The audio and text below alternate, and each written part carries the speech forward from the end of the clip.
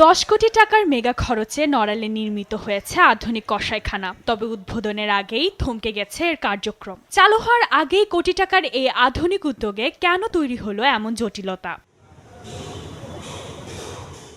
মৎস্য ও প্রাণী সম্পদ মন্ত্রণালয়ের লাইভস্টক অ্যান্ড ডেইরি ডেভেলপমেন্ট প্রকল্পের আওতায় বিশ্বব্যাংকের অর্থায়নে নড়াইল শহরের মহিষখোলা মৌজায় 50 শতক জমির উপর নির্মাণ করা হয় এই স্থাপনাটি। অথচ 2 বছর ধরে চলা এই প্রকল্পের মূল উদ্দেশ্য ও কার্যকারিতা নিয়ে এখন বড় ধরনের প্রশ্ন উঠছে।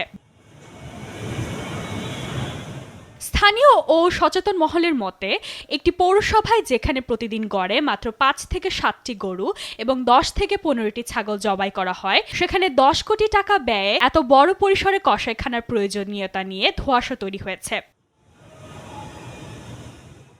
সবচেয়ে উদ্বেগের বিষয় হলো, এই কসাইখানা নির্মাণ কাজ শুরু হয় 2024 সালে। পরে কয়েক দফা মেয়াদ বৃদ্ধির পর ঠিকাদারি এই প্রতিষ্ঠান চলতি বছর এর কাজ সম্পন্ন করে। গত 24 জুন নড়াইল পৌরসভার কাছে প্রকল্পটি হস্তান্তর করা হলেও এটি কিভাবে পরিচালনা করা হবে বা ব্যবসায়ীদের অংশগ্রহণ নিশ্চিত করার কোনো সুনির্দিষ্ট পরিকল্পনা রয়েছে কিনা তা এখনো কর্তৃপক্ষের কাছে স্পষ্ট নয়। কিন্তু আমাদের ভালোটার জায়গা একটু লসের সংখ্যা বেশি হয়ে যাচ্ছে, কারণ কি সরকারে যেভাবে করেছে এটা আসলে এভাবে করা উচিত হয় নাই। আমাদের সবার গরু একসঙ্গে বানাতে কিনে অনেক টাইম লাগবে, সে পর্যন্ত আমরা মাল আইনে সেল করতে পারবো না।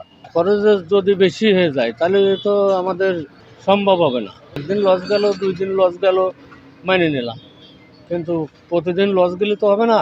অর্থাৎ এই বিশাল বাজেটের প্রকল্প বাস্তবায়ন করা হলেও এর সাথে জড়িত সাধারণ পেশাজীবী ও মাংস ব্যবসায়ীদের রুটি রুজির বিষয়টি পুরোপুরি উপেক্ষিত হয়েছে। স্থানীয় ব্যবসায়ীদের আয়ের উৎসের কথা বিবেচনা না করেই উপর থেকে চাপিয়ে দেয়া এই মেগা প্রকল্পের কারণে পশু প্রতি খরচ হঠাৎ 3 গুণ বেড়ে যাওয়া এবং অতিরিক্ত সময়ের অপচয়ের আশঙ্কা তৈরি হয়েছে।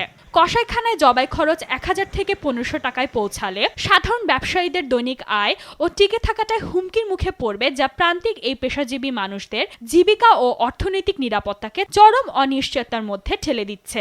সময় ক্ষেপণের কারণে আমাদের দ্বারা সম্ভব না ওখানে গরু বানানো। আমাদের নিজে হাতে ছুরি দিয়ে গরুটা কর্মী আছে, এরা 20 মিনিটে একটা গরু রেডি করে ফেলায়। ক্রেন ব্যবস্থা একটা গরু নিয়ে যাবে। আমার এখানে 10টা ভাই আছি, আমরা 10 জন ব্যবসা করি। 10টা গরু তো একসাথে তৈরি হবে না। এইভাবে গরু আনতে আনতে দেখা যাচ্ছে 10টা 11টা বেজে গেল। গোশ বেচবো কখন? আমি পারলাম আর একজন পারলো না। এমন লোক আছে এখানে, তারা আধা মন গোশ বিক্রি করে সারাদিন। আধা মন গোশ বিক্রি করে একটা জনের খরচ আছে, সেই খরচটা দিয়ে তাদের পোষায় না, যার জন্য সার্বিক ওই জায়গায় আমাদের যাওয়া সম্ভব না। অন্যদিকে প্রাণী সম্পদ অধিদপ্তর মানসম্মত মাংসের কথা বললেও ব্যবসায়ীদের সাথে সমন্বয় বা বিকল্প কোনো ব্যবসায়িক মডেল তৈরি দেখাতে চরম ব্যর্থ হয়েছে।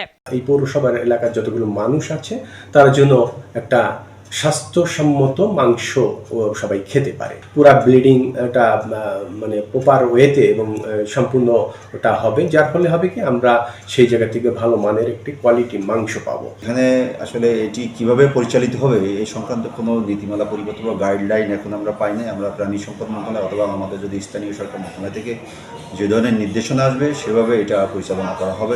এই বিশাল অঙ্কের ব্যয়ে নির্মিত এই আধুনিক কাঠামোটি কি শেষ পর্যন্ত জনমানুষের কোনো উপকারে আসবে, নাকি সঠিক পরিকল্পনার অভাবে এটি কেবল একটি সরকারি পরিত্যক্ত স্থাপনায় পরিণত হবে? এটাই এখন নড়াইলবাসীর বড় প্রশ্ন।